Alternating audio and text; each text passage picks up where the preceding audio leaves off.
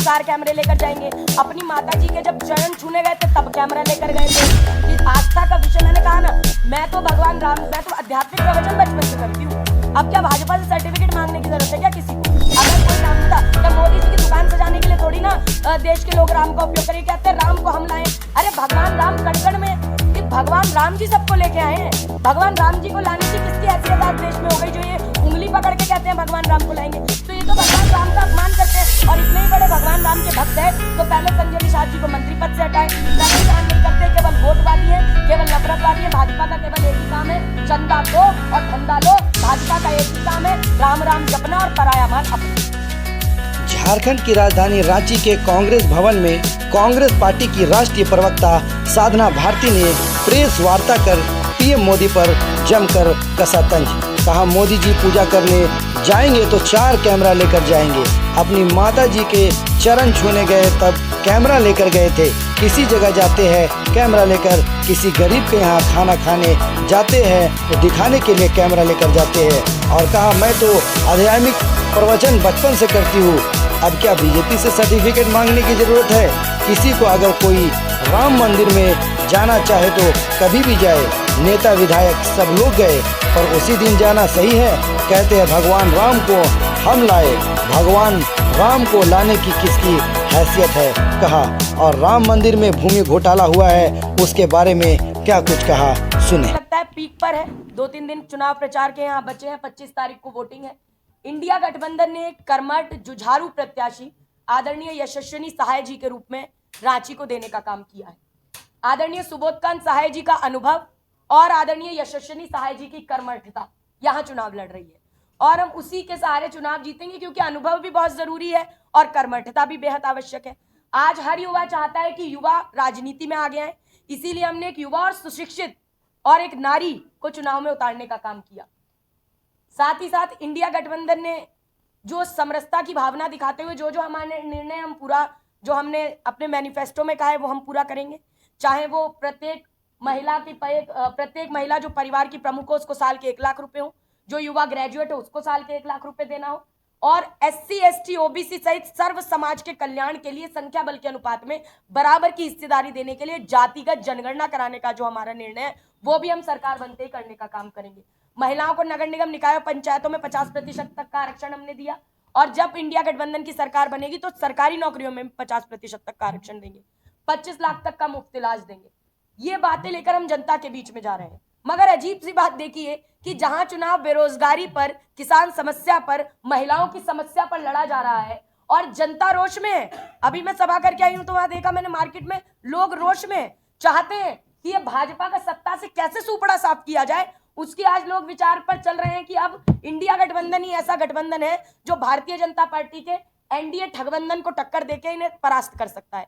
तो उसके लिए आज जनता तैयार है। लेकिन देश के प्रधानमंत्री मोदी जी प्रधानमंत्री पद की गरिमा को गिराते हुए मंचों से एक विशेष समुदाय का नाम लेकर भावनाएं भड़काने का प्रयास करते हैं। प्रधानमंत्री जी एक इंटरव्यू में कहते हैं जिस दिन मैं हिंदू मुसलमान करना शुरू कर दूंगा उस दिन तो मैं सार्वजनिक जीवन में रहने योग्य नहीं रहूंगा। अरे आदरणीय मोदी जी, आप नहीं रह गए हैं सार्वजनिक जीवन में रहने योग्य अगर आप ऐसा कह रहे तो, क्योंकि आप कितनी जगह हिंदू मुसलमान की बात कर चुके। अरे आप महिलाओं की बात पर क्यों मौन साध जाते हैं? प्रधानमंत्री मोदी जी कहते हैं कि मंगलसूत्र छीन लेगी इंडिया गठबंधन की सरकार बनेगी तो कांग्रेस पार्टी, अगर कांग्रेस पार्टी सत्ता में आएगी तो सोना छीन लेगी। 70 साल देश को आजाद हुए हो गए, 55 साल कांग्रेस की सरकारें नहीं, क्या कभी किसी का सोना छीना गया? क्या मंगलसूत्र छीना गया? नहीं छीना गया। देश की पूर्व प्रधानमंत्री इंदिरा गांधी जी ने देश को सोना दान करने का काम किया जब जंग हुई। पूर्व प्रधानमंत्री राजीव गांधी जी आतंकवाद से लड़ते लड़ते शहीद हुए, इंदिरा गांधी जी ने आतंकवाद से लड़ते लड़ते शहादत दी और आज ही का दिन था जब उनकी शहादत हुई। पुण्यतिथि आज स्वर्गीय प्रधानमंत्री आदरणीय राजीव गांधी जी की, मैं उन्हें श्रद्धा से शत शत नमन करती हूँ। लेकिन जिन लोगों ने देश के लिए उंगली तक शहीद नहीं कराई आज वो मंगलसूत्र की बात कर रहे हैं। मोदी जी तब कहां गए थे जब देश की संसद में प्रधानमंत्री पद पर रहते हुए मोदी जी ने एक महिला सांसद को सुपर्णका और ताड़का बता दिया था। तब महिला के मंगलसूत्र का सम्मान याद नहीं आया? जब एक शहीद की पत्नी को कांग्रेस की विधवा कहकर अपमानित किया, जब एक ब्याहता महिला को 50 करोड़ की गर्लफ्रेंड कहकर अपमानित किया, जब गुजरात में भाजपा के लोगों ने बलात्कारियों को संस्कारी बताया और बलात्कारियों को संस्कारी कहलवाने वालों को भाजपा ने चुनाव लड़ाया, जब भाजपा के सांसद रहे नरेश अग्रवाल ने राज्यसभा में भगवान राम जी की तुलना रम से माता सीता जी की तुलना शराब से की, तब मोदी जी को महिला सम्मान याद नहीं आया, भगवान राम जी का सम्मान याद नहीं आया। जब भाजपा के ठगबंधन में शामिल उत्तर प्रदेश के संजय निषाद ने कहा कि भगवान राम जी तो दशरथ के ही पुत्र नहीं है, माता कौशल्या जी के सतीत्व पर संदेह जताया। तब मोदी जी को भगवान राम और माता कौशल्या और महिलाओं का सम्मान याद नहीं आया। जब भाजपा के उत्तर प्रदेश के दयाशंकर सिंह ने एक दलित महिला मुख्यमंत्री की तुलना वेश्या से करने का कुकृत्य करके दिखाया, तब मोदी जी ने तब भी उनको मंत्री पद पर बिठाया। आज नरेश अग्रवाल जी के बेटे को भी मंत्री पद पर बिठाया, संजय निषाद जी को आज तक मंत्री पद से नहीं हटाया, तो तब महिलाओं का सम्मान याद नहीं आया।